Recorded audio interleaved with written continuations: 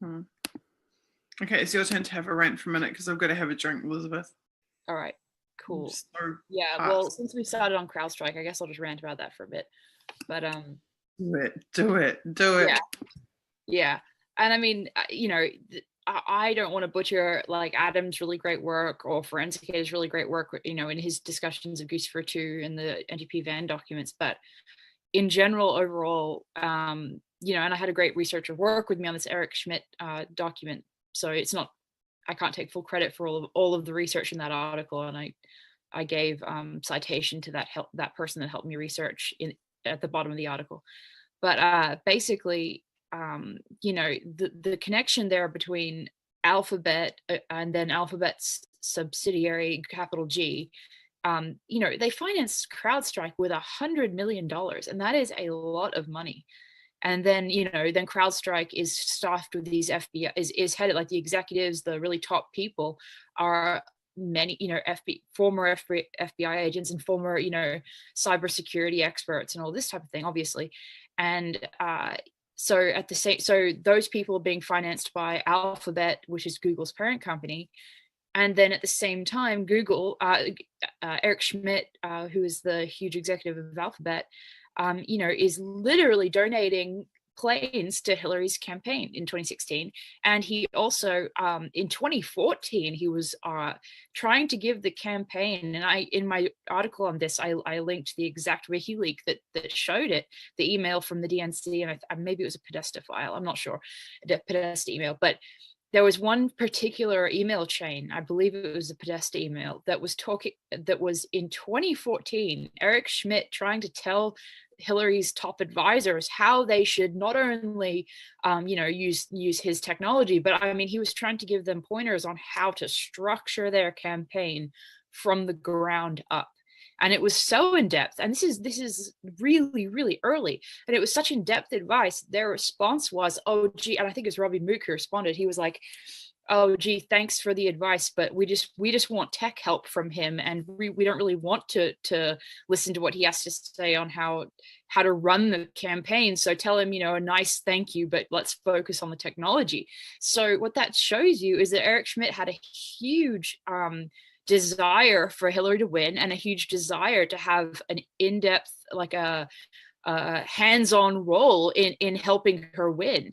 And we also cited in that article, we also cited documents showing that he was actually part of her campaign and part of the whole Democratic Committee, like task force or whatever.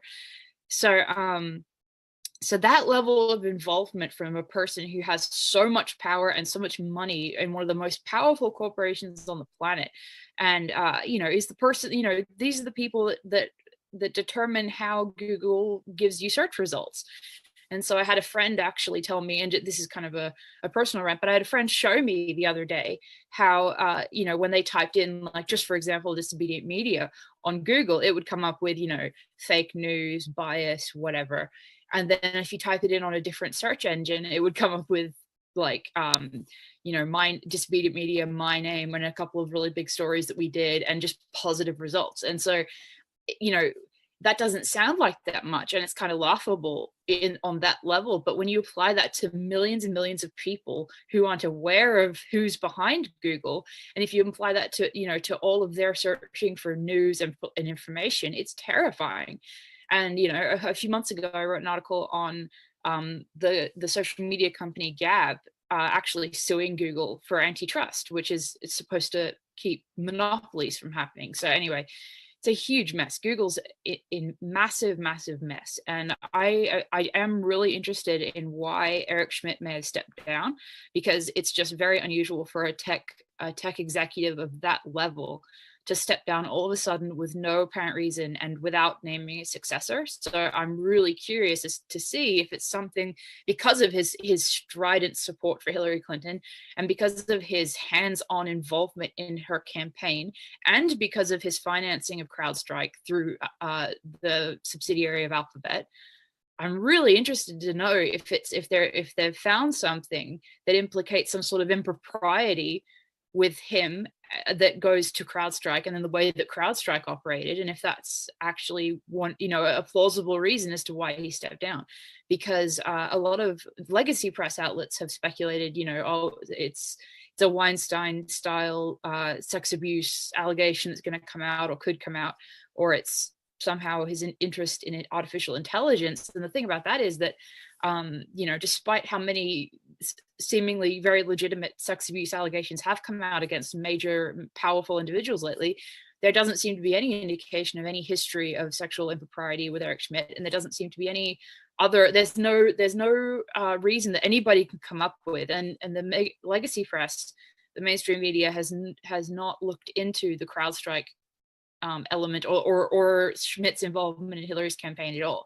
And even people that are familiar with, the very shady things that CrowdStrike has been involved in, or that Sean Henry's been involved in, and all of that, a lot of them don't really understand that really important link between Google, Schmidt, and the DNC and Hillary's campaign, and then to CrowdStrike. They don't understand that relationship and how alarming that all is. So I hope that, our reporting, what Susie and I are doing, but also, what Adam Carter and the Friends Kate have done, all of that, I hope that sheds some light on some issues that are so important that maybe people have a surface understanding of, and they know that the word CrowdStrike is associated with some shady things, but I don't think they quite understand just how powerful and just how bad this all is. And it's really the whole, that phrase, the devil is in the details. When you really look at the primary documents associated with this, it's insane. It's absolutely crazy. So that was my rant, Susie. It was wonderful. I sat here drinking my Mandarin lemonade and sending tweets. Right. Yeah, I've been trying to send a few tweets while we look through documents. Okay, if you guys want to be awesome, you can go and tell people that we're live and retweet my few little tweets that I just did about it. Okay, let's try and get through a couple more documents, and then I'm going to sign off for the night. Yeah, your neck, I really don't want that to be get worse. I agree.